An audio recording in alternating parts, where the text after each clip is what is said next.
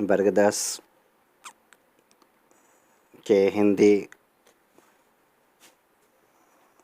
का प्रथम चैप्टर श्रम विभाजन और जाति प्रथा के कुछ महत्वपूर्ण ऑब्जेक्टिव प्रश्न को आज हम आप लोगों के सामने रख रहे हैं।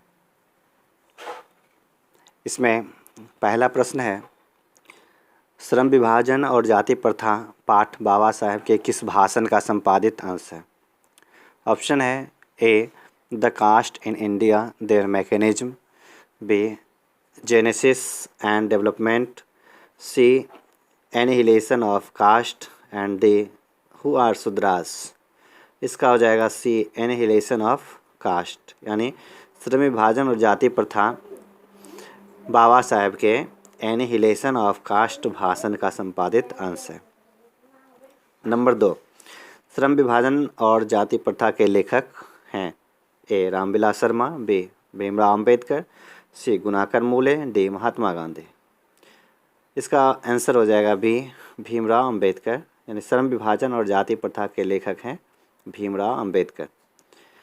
3 में है, भीमराव अंबेडकर का जन्म कब हुआ था? 15 अप्रैल 1819, 14 अप्रैल 1891, 18 फरवरी 1918, 14 जनवरी 1919। आंसर हो जाएगा 14 अप्रैल 1891, यानी भीमराव अंबेडकर का जन्म हुआ था 14 अप्रैल 1891 ईस्वी को। 4 नंबर, डॉक्टर अंबेडकर का जन्म किस राज्य में हुआ था? ए उत्तर प्रदेश, बी मध्य प्रदेश, सी हिमाचल प्रदेश, डी बिहार। आंसर हो जाएगा इसका बी मध्य प्रदेश। डॉक्टर अंबेडकर का जन्म हुआ था मध्य प्रदेश में। 5 में है, भीमराव अंबेडकर की मृत्यु कब हुई थी? जनवरी 1965, दिसंबर 1956, फरवरी 1914 और मार्च 1865, यानी इसका हो जाएगा बी नंबर, दिसंबर 1956। 6 नंबर में, भीमराव अंबेडकर के चिंतन और रचनात्मकता के मुख्यतः कितने प्रेरक व्यक्ति रहे? 5, 8, 10 और 3। इसमें 3 आगे के प्रश्न में हम बताएंगे कि ये 3 व्यक्ति कौन कौन थे। फिलहाल याद करेंगे, भीमराव अंबेडकर के चिंतन और रचनात्मकता के मुख्यतः 3 व्यक्ति प्रेरक व्यक्ति रहे। 7 नंबर में, डॉक्टर अंबेडकर किस वर्ग के परिवार में जन्म लिए थे? ए पिछड़ा वर्ग, बी सामान्य वर्ग, सी दलित वर्ग और डी मध्यम वर्ग। इसका हो जाएगा सी दलित वर्ग।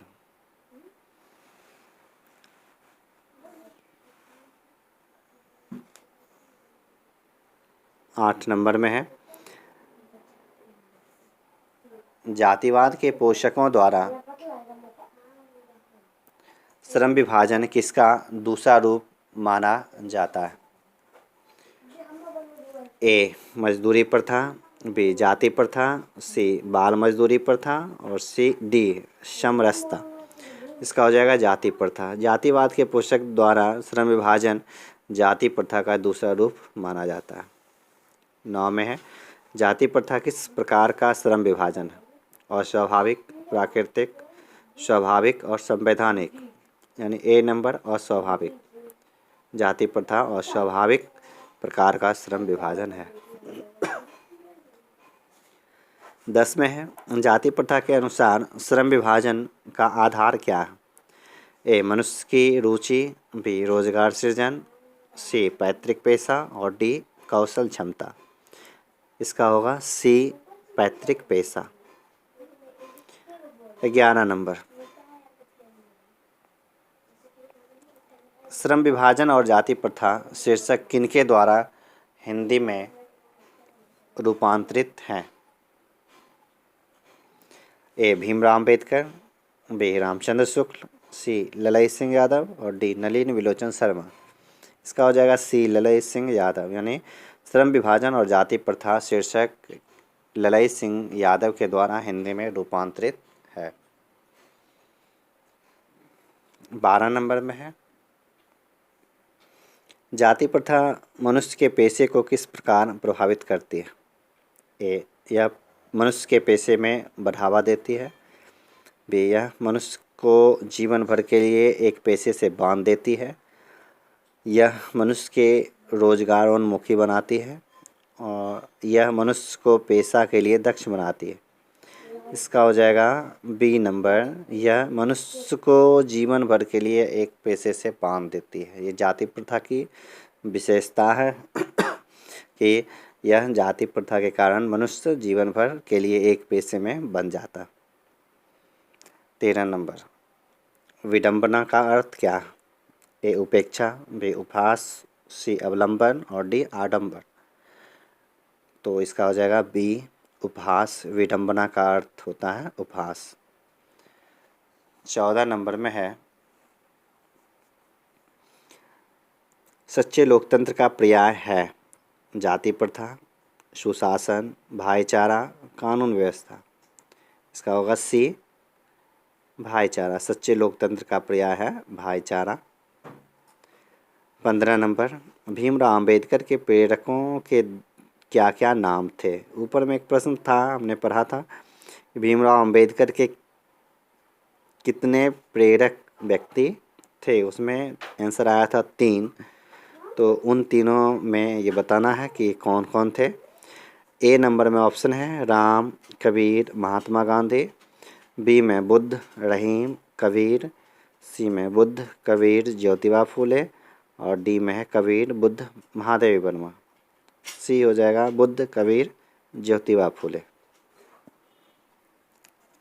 प्रश्न है, बाबा साहब अम्बेडकर संपूर्ण वाङ्मय नामक पुस्तक कितने खंडों में प्रकाशित हो गई है? ए है 22, बी 48, सी 21 और डी 20। इसका हो जाएगा 21, यानी बाबा साहब अम्बेडकर संपूर्ण वाङ्मय नाम की पुस्तक को 21 खंडों में प्रकाशित किया गया है। 17 नंबर, लाहौर का वार्षिक सम्मेलन कब हुआ था? 1935, 1936, 1835, 1836। आंसर 1936, यानी लाहौर का वार्षिक सम्मेलन हुआ था 1936 में। 18, डॉक्टर भीमराव अंबेडकर की रचनात्मकता के प्रेरक व्यक्ति थे। अभी हमने पढ़ा था पिछले क्वेश्चन में, उसमें से बताना है कि इनमें से कौन थे। महात्मा गांधी, ज्योतिबा फूले, गोपाल कृष्ण गोखले और विवेकानंद। इसमें हो जाएगा ज्योतिबा फूले। हमने बताया था बुद्ध, कबीर और ज्योतिबा फूले ये भीमराव अंबेडकर के रचनात्मकता के प्रेरक व्यक्ति थे। तो इसका आंसर होगा बी। 19 में, किनके प्रोत्साहन पर बाबा साहब उच्चतर शिक्षा हेतु न्यूयॉर्क गए थे? काशी नरेश, पटियाला नरेश, बड़ौदा नरेश और दरभंगा नरेश। ये हो जाएगा सी बड़ौदा नरेश, यानी बड़ौदा नरेश के प्रोत्साहन पर बाबा साहब उच्चतर शिक्षा के लिए न्यूयॉर्क गए थे। 20 में, बुद्धा एंड हिज धम्म के लेखक कौन है? ए हजारी प्रसाद द्विवेदी, बी बिरजू महाराज, सी महात्मा गांधी, डी भीमराव अंबेडकर। इसका आंसर होगा डी भीमराव अंबेडकर, यानी बुद्धा एंड हिज धम्म के लेखक हैं भीमराव अंबेडकर। 21 में, भीमराव अंबेडकर की रचना है A the rise and fall of the Hindu women, B संत परंपरा और साहित्य, सी विचार और वितर्क, डी भारतीय लिपियों की कहानी। आंसर होगा A the rise and fall of the Hindu women, Bhimrao Ambedkar की रचना है।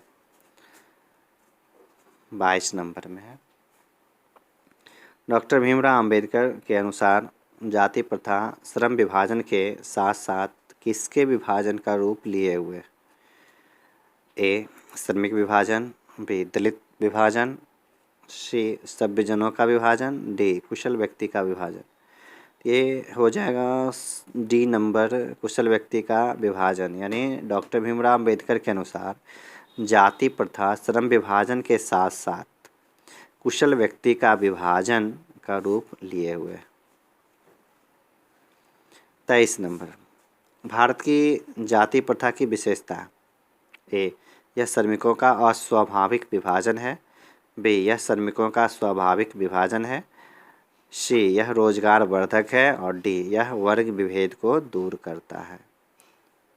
आंसर होगा ए, यह श्रमिकों का अस्वाभाविक विभाजन है। भारत की जाति प्रथा की विशेषता, ऊपर में हमने एक प्रश्न पढ़ा था पहले कि यह अस्वाभाविक विभाजन करती है। 24,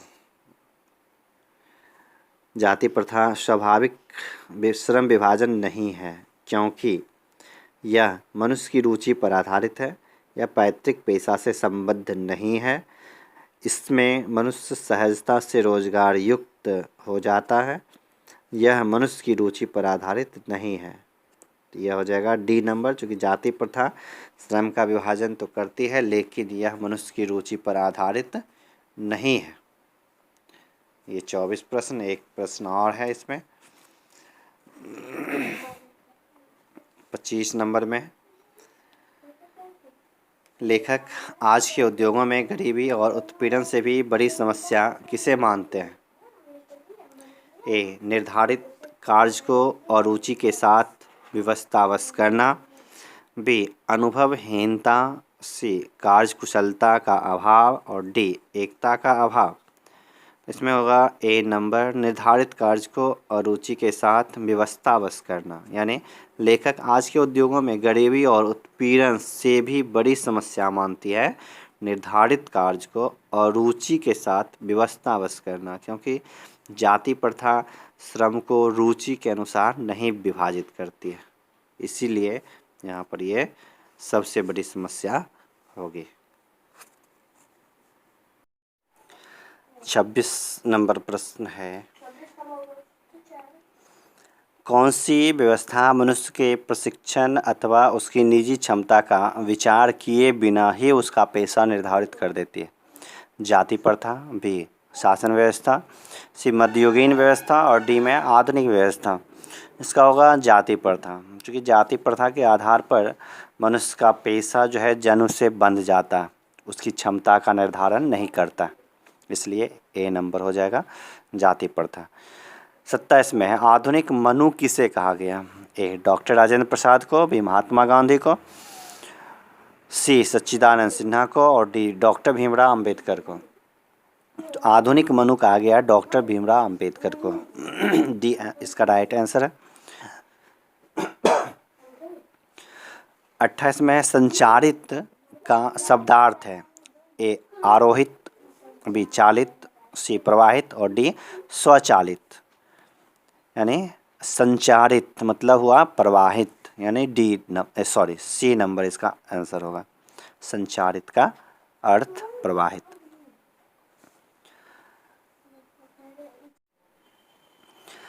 29, लेखक की दृष्टि में विडंबना की बात क्या है? ए, जातिवाद के पोषकों की कमी नहीं है, बी, जातिवाद के पोषक नगण्य हैं, सी, आर्थिक दृष्टि से के जातिवाद उचित है और डी, जातिवाद लोकतंत्र के विरुद्ध नहीं है। ए हो जाएगा जातिवाद के पोषकों की कमी नहीं है, ये लेखक की दृष्टि में जातिवाद की सबसे बड़ी विडंबना कि जातिवाद के पोषकों की कमी नहीं है। 30 नंबर में है, लेखक की दृष्टि में आदर्श समाज कैसा होना चाहिए? ए, जिसमें स्वतंत्रता, समता और भ्रातृत्व का भाव हो, बी, जिसमें सभी धनी हो, सी, जिसमें सभी पढ़े लिखे हों और डी, जिसमें सभी स्वस्थ हों। तो लेखक की दृष्टि में आदर्श समाज होना चाहिए जिसमें स्वतंत्रता, समता और भ्रातृत्व का भाव हो, यही सबसे अच्छा आदर्श समाज है लेखक की। 31 नंबर में प्रश्न है, लेखक बेरोजगारी का प्रमुख और प्रत्यक्ष कारण किसे मानते हैं? ए, अशिक्षा को, बी, जनसंख्या को, सी, जाति प्रथा को और डी, उद्योग धंधों की कमी को। तो बेरोजगारी का प्रमुख और प्रत्यक्ष कारण है जाति प्रथा, सी इसका आंसर होगा। 32 है, डॉक्टर भीमराव अंबेडकर का जन्म कहाँ हुआ था? तो महू मध्य प्रदेश, गोरखपुर उत्तर प्रदेश, डुमरांव बिहार, दानकुनी पश्चिम बंगाल। तो ए हो जाएगा इसका महू मध्य प्रदेश।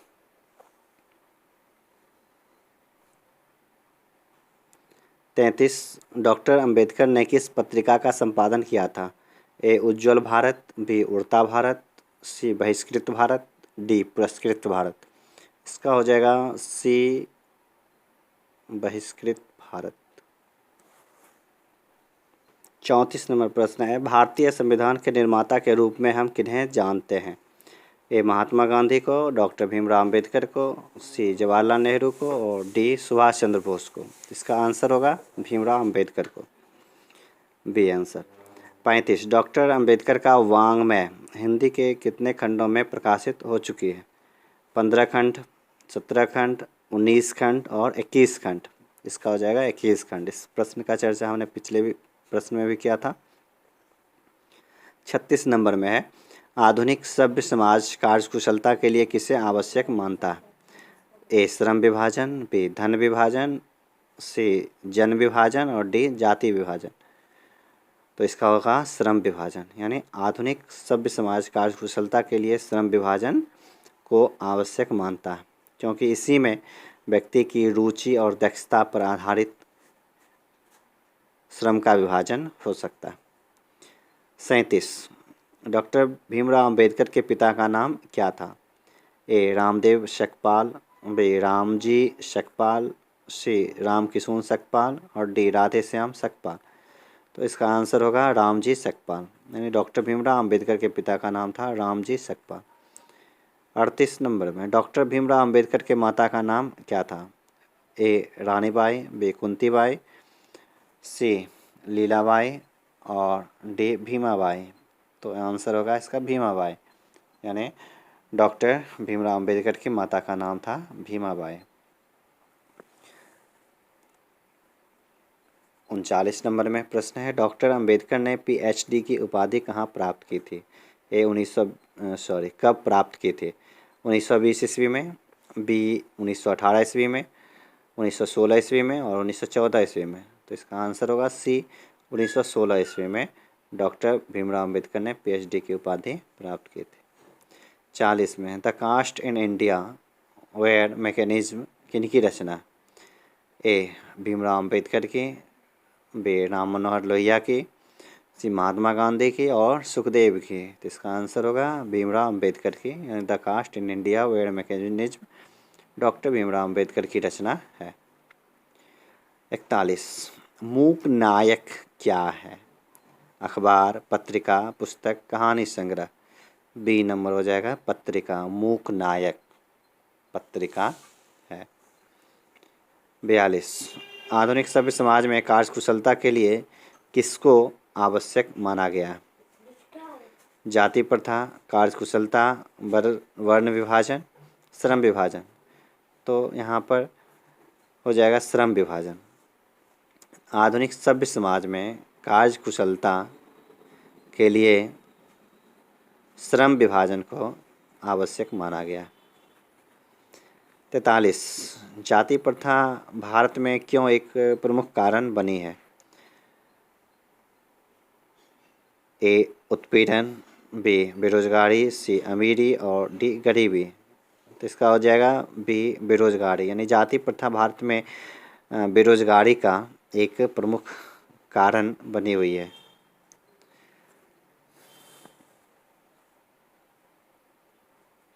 44 नंबर में प्रश्न है, बाबा साहब यानी भीमराव अम्बेडकर का विख्यात भाषण इनमें से कौन सा है?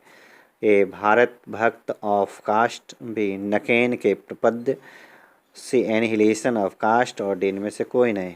इसका हो जाएगा C number annihilation of caste. 45 Bhimrao Ambedkar ने निम्न में किसकी रचना की है? ए बहादुर, बी नाखून क्यों बढ़ते हैं, सी जाति प्रथा और श्रम विभाजन, डी भारत से हमने क्या सीखा। तो इसका हो जाएगा जाति प्रथा और श्रम विभाजन। 46 श्रम विभाजन ए और जाति प्रथा गद्य की कौन सी विद्या है? श्रम विभाजन और जाति प्रथा गद्य की कौन सी विद्या है? कहानी, निबंध, शब्द चित्र, डायरी। इसका होगा बी निबंध। 47 सभ्य समाज श्रम विभाजन के लिए किसको आवश्यक मानता है? ए कार्यकुशलता, बी जाति प्रथा, सी वर्ण विभाजन और डी उपरोक्त कोई नहीं। ए हो जाएगा कार्यकुशलता, यानी श्रम सभ्य समाज श्रम विभाजन के लिए कार्य कुशलता को आवश्यक मानता है। 48 नंबर, भारतीय संविधान के निर्माण में महत्वपूर्ण भूमिका किसकी है? भीमराव अंबेडकर, ज्योतिबा फूले, राजगोपालाचारी, महात्मा गांधी। ये भीमराव अंबेडकर की महत्वपूर्ण रचना है भारतीय संविधान के निर्माण में, जिन्हें भारतीय संविधान निर्माता के नाम से भी जानते हैं। तो ये था वर्ग 10 के हिंदी के प्रथम अध्याय श्रम विभाजन और जाति प्रथा, जो एक गद्य खंड से लिया गया है, उसके कुछ जो महत्वपूर्ण ऑब्जेक्टिव प्रश्न थे उसको हमने बताया। अगले की कड़ी में हम इसके बाद के क्वेश्चन के बारे में पढ़ेंगे, यानी दूसरे अध्याय का क्वेश्चन के बारे में हम लोग पढ़ेंगे। धन्यवाद।